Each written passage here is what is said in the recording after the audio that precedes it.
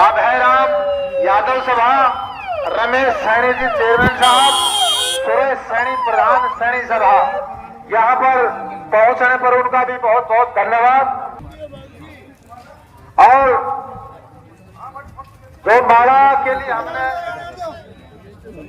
जिनके नाम बोले थे, शिवचरण सिगड़ा, गुगन सिंह कुरावटा, हरि सिंह, मास्टर लक्ष्मण, ओम प्रकाश जी, रमेश जी, किशन कुमार, पन्नीराम जी, सुभाष ठेकेदार, रणजीत चंदेली।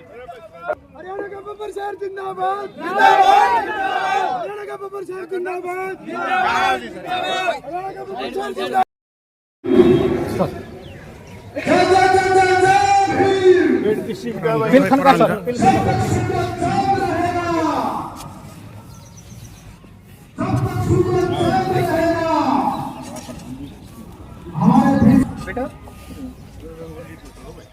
हमारे मंत्री महोदय साहब हमारे बीच में पहुंच चुके हैं। अब संदीप सिंह समस्त धारक सभा महेंद्रगढ़ की तरफ से सूबेदार अमर सिंह जी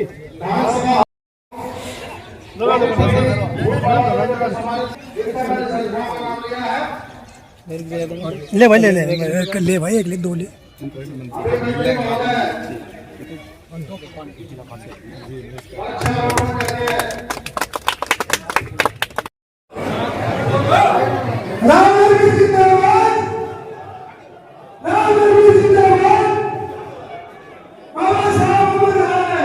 भीमराव अम्बेडकर जी की प्रतिमा पर माला फूल चढ़ा करके उन्हें श्रद्धासुमन अर्पित करते हुए और हमारे बीच में गाँव से डॉक्टर भंडारीलाल जी, इनका भी बहुत बहुत स्वागत है। सर एक बार इधर बहुत बढ़िया सर, बहुत बढ़िया। प्रधान अभय सिंह जी मास्टर जी सीधा से हमारे बीच में हैं। सदस्यगण डॉक्टर भीमराव अम्बेडकर भवन, ये सभी सदस्यगण,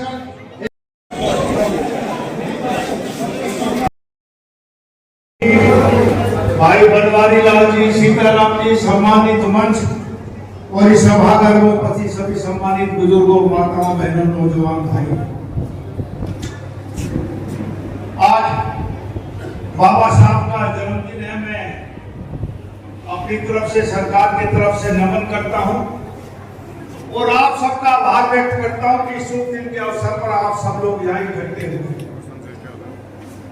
साथियों, बाबा साहब का हम 14 अप्रैल को जन्मदिन मनाते हैं, साल में एक बार आता है, हम मना के चले जाते हैं। और जहां तक हमें देखने में आता है कि बाबा साहब ने किन परिस्थितियों में संविधान लिखा, किन के लिए लिखा, किस लिए लिखा,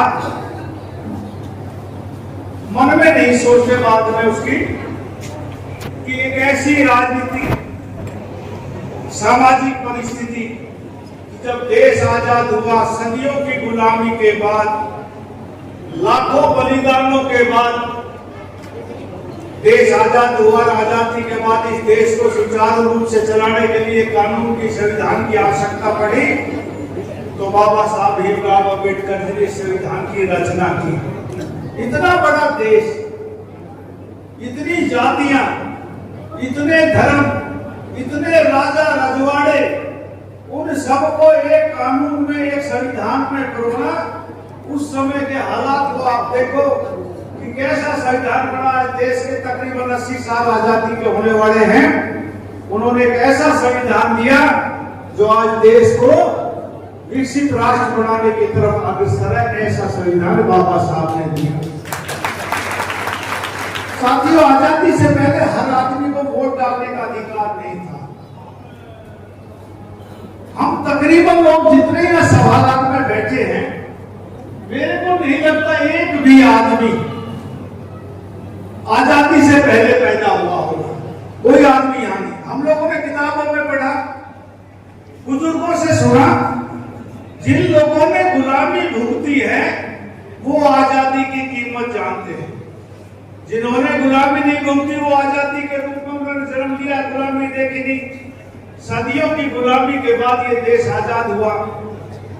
कितनी खुशियां हमारे उन पूर्वजों ने मनाई होगी, कितने लोग चले गए, इस बात की परिकल्पना भी करना तो एक आश्चर्य होता है कि भाई कितने सालों तक, सैकड़ों सालों के संघर्ष के बाद ये देश आजाद हुआ। हर आदमी को वोट का अधिकार दिया।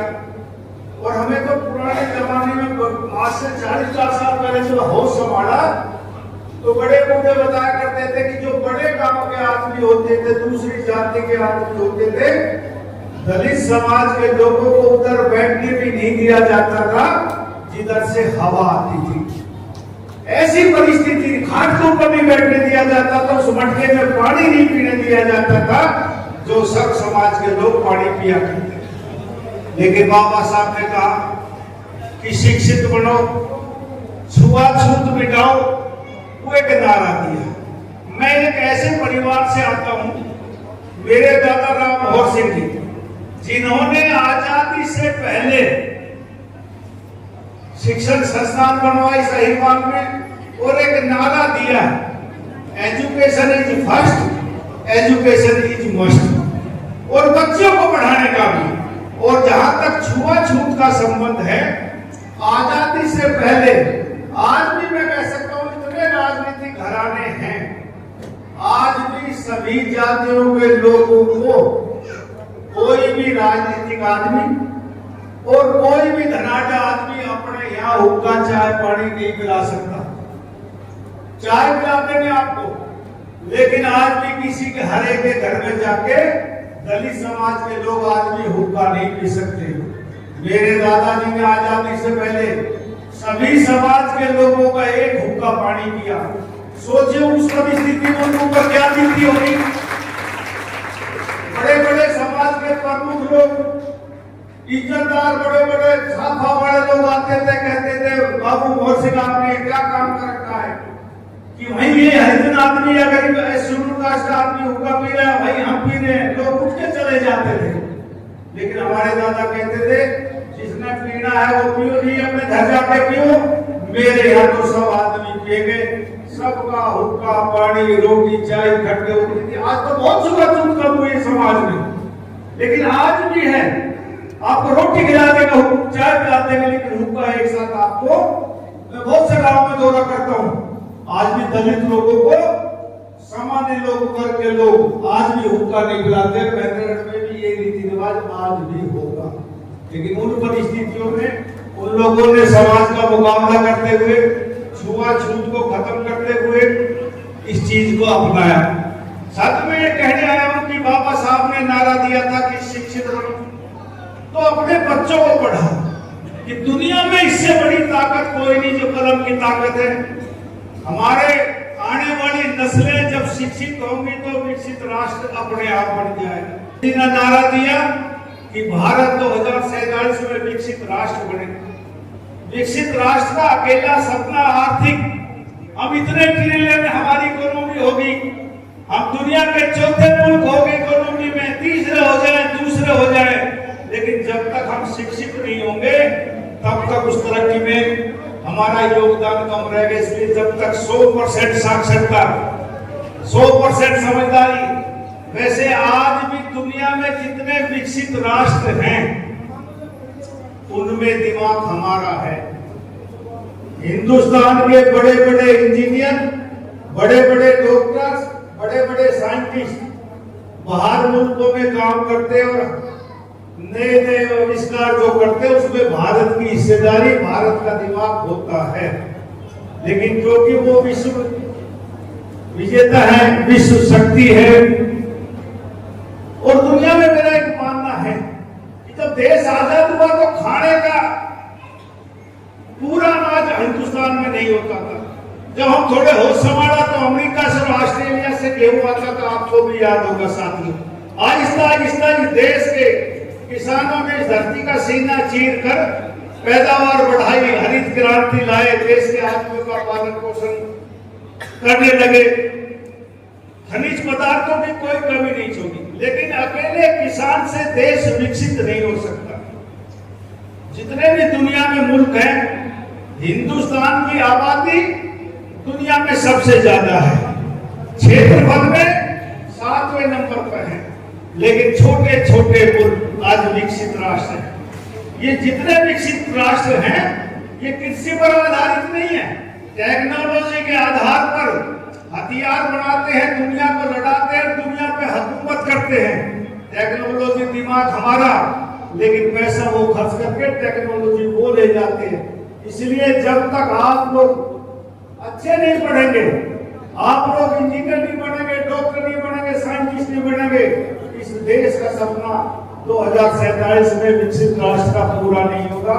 इसलिए निवेदन करने आया हूँ कि अपने बच्चों को शिक्षित बनाओ, अच्छा पढ़ाओ, तभी समाज और सर्व समाज के लोग तभी तरक्की करेंगे। और खास तौर से दलित भाइयों से कहना चाहता हूँ कि शिक्षा के आधार पर ही तरक्की हो सकती है। जो बाबा साहब ने रास्ता दिखाया तो उस रास्ते पे चलकर अपने बच्चों को जरूर पढ़ाना। मेरे से मंत्री के तौर पर भाई और सिंधी एमएलए, वैसे तो मेरे रिश्तेदार ने हरा के एमएलए बना है, हाँ मेरे समझी को हरा है, तो मेरा प्यारा भाई है। हाँ भाई ने 11 लाख नहीं, 11 लाख ना भाई 16 लाख ले, और भाई कोई दिक्कत नहीं पैसे। अरे सरकार आपके द्वारा बनाई गई है। 3 बार चुनाव हुए, 2014 में, 2019 में, 2024 में, 3 बार लोकसभा, 3 बार विधानसभा के। तकरीबन इस अहिरवाल के लोगों ने तीनों चुनाव में, चाहे विधानसभा का हो चाहे लोकसभा का हो, आपने भारतीय जनता पार्टी को वोट दिया। और आपने तो आप लोगों ने आश्चर्य कर दिया। दुनिया कहती थी, सारे मीडिया वाले फोटोग्राफर है ना, ये सब कह रहे थे कांग्रेस की सरकार बनेगी। लेकिन हरियाणा की जनता, खासतौर से आप सब लोग अहिरवाल के लोगों ने एक अचंबा के तीसरी पर नायब सैनी के नेतृत्व में भारतीय जनता पार्टी की सरकार को बनाया। आज तक हरियाणा में लगातार किसी दल की सरकार नहीं बनी, लेकिन पहली बार हरियाणा की जनता ने और 48 विधायक देकर पूर्ण बहुमत की आपने सरकार बनाई। आपके द्वारा ये सरकार बनाई गई है और आपके द्वारा ही चलाई जाएगी। जिन जिन लोगों ने भारतीय जनता पार्टी का साथ दिया और जिस इच्छा और उम्मीद से साथ दिया, वो सारी इच्छाएं, वो सारी उम्मीदें इसी योजना में आपकी पूरी होगी। भाई कंवर सिंह जी बहुत बार कहते हैं मेरे से, जब भी चंडीगढ़ मिलते हैं, कि साहब IMT खुराना का क्या रहा।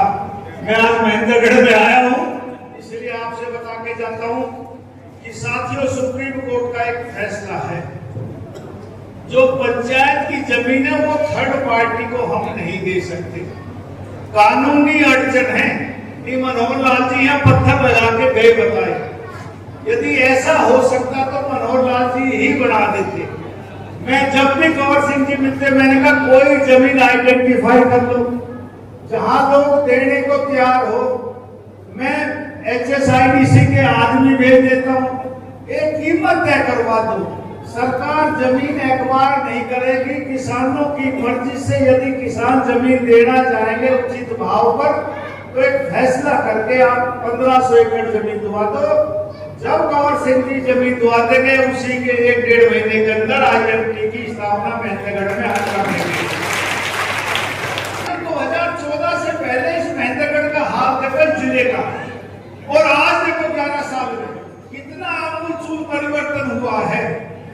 रोडों के मामले में इतनी टूटी हुई सड़कें थी, मुझे कहने में आश्चर्य नहीं कि हमारे मेवात जिले से भी बुरी सड़कें महेंद्रगढ़ जिले की थी।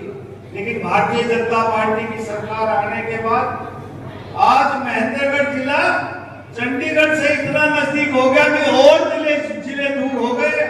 महेंद्रगढ़ जिला नजदीक होगा। 3.5 घंटे में 152 से आप चंडीगढ़ पहुंच सकते हो। और सारी कनेक्टिविटी, इतने नेशनल हाईवे, गांवों के रोड हमने दुर्दशा को सुधारा और बहुत से विकास के काम किए। एम्स यहाँ लाए, लॉजिस्टिक अभियान लाए, मेडिकल कॉलेज यहाँ लाए, बड़े बड़े एलिवेटेड अंडरपास हाईवे हमने बनाए, कॉलेज बनाए, बहुत से काम किए। इस योजना में भी 4 साल बाकी है। बहुत से सरकार काम करने की इच्छुक काम करेगी। तो इसलिए मैं आप सबका आभार व्यक्त करता हूँ कि आप बाबा साहब अम्बेडकर के जन्मदिन पर सब लोग आए। आपका बहुत बहुत आभार, बहुत बहुत अभिनंदन। कि मुझे चंडीगढ़ जाना है, इसलिए मैं आपसे माफी चाहता हूँ। मैं कुछ देर से आया, जल्दी जाना, क्योंकि आज रेवाड़ी में भी प्रोग्राम था। वहाँ प्रोग्राम में निकलने में देर होगी बाबा साहब अम्बेडकर जी का। रेवाड़ी में भी एक भव्य प्रोग्राम था, उसमें जाना था मुझे। वहां से होकर आपके बीच में आपका बहुत बहुत आभार, बहुत बहुत अभिनंदन। और भाई मैं अम्बेडकर सभा के सभी पदाधिकारियों का भी आभार व्यक्त करता हूँ कि बाबा साहब के जन्मदिन के अवसर पर आप लोगों के दर्शन करने का अवसर दिया, मुझे बाबा साहब के चरणों में नमन करने का अवसर दिया। आप सबका जय भीम। आज जैसे आप सभी को पता है, हमारे संविधान के निर्माता और जिनकी बदौलत आज लोकतंत्र आज खड़ा है, आप सब लोग पार्टी के अंदर मुख्यमंत्री, प्रधानमंत्री, मंत्री, एमएलए भी बनते हैं। ऐसे संविधान के रचयिता बाबा भीमराव साहब अम्बेडकर जी का जयंती कार्यक्रम है और हमें बहुत खुशी है कि हमारे बीच में हरियाणा सरकार में कैबिनेट मंत्री राव नरवीर सिंह जी आपके एक निमंत्रण पर हमारे जिले में आए। आप सब लोगों के बीच में आकर इतने व्यस्त कार्यक्रम में से समय निकाला। मैं हृदय हमारे डॉक्टर बनवारी लाल जी का भी बहुत बहुत धन्यवाद, आभार व्यक्त करता हूँ।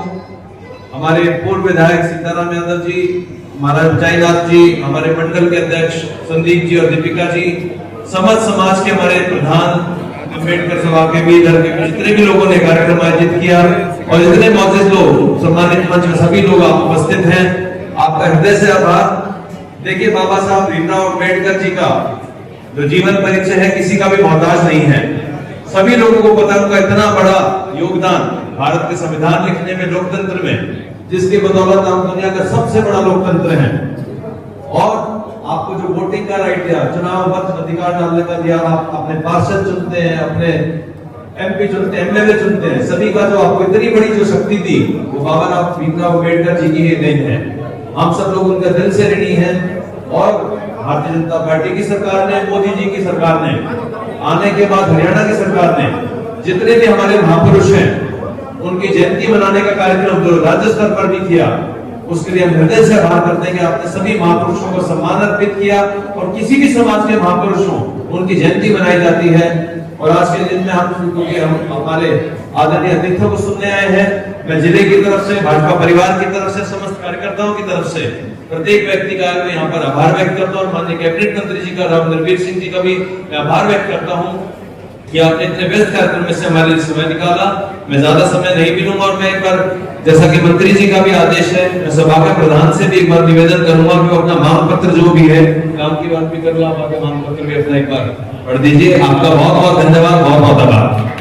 किस तरह का मैं बाबा साहब भीमराव अम्बेडकर जी के जन्मदिन पर नमन करता हूँ अपनी तरफ से, हरियाणा सरकार की तरफ से। और जिन परिस्थितियों में उन्होंने उस समय संविधान की रचना की, आज देश की तकरीबन 80 साल आज़ादी को हो गए। आज संविधान के अनुसार देश चल रहा है, विकसित भारत की ओर अग्रसर है। सर, कुछ अनुदान भी दिया है आपने? जी, मैंने अनुदान दिया है। कंवर सिंह जी ने मांग की 11 लाख रुपए की, मैंने कहा 11 लाख नहीं 16 लाख रुपए में दूंगा, भाई की कहने को। सर, गुरुग्राम और मानेसर में जो मजदूर वेतन के लिए वो कर रहे हैं सर, हाँ, उनकी मांग थी, हमने उसी दिन कैबिनेट में फैसला कर दिया। लेकिन दूसरे दिन मुझे भी आश्चर्य हुआ जब उन्होंने धरना प्रदर्शन किया कि ये कोई सुनियोजित कोई चाल है, जिसके हिसाब से जब कैबिनेट ने फैसला पहले दिन कर दिया उसके बाद और सरकार क्या कर सकती है। सर, आईएमटी गुडाना की भी बात आपने कही। हाँ, मैंने कहा जहाँ भी जमीन उपलब्ध होगी हम आईएमटी महेंद्रगढ़ में जरूर बनाएंगे। स्वास्थ्य मंत्री की तरफ से मुख्यमंत्री के लिए सर एक बयान आया था, इच्छा जाहिर की।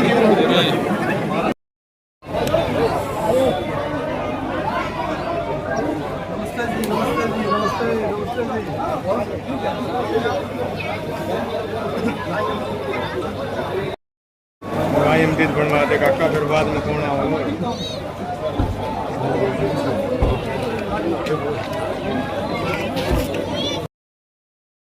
आईएमटी बनवा दे काका, फिर बाद में कौन आऊंगा।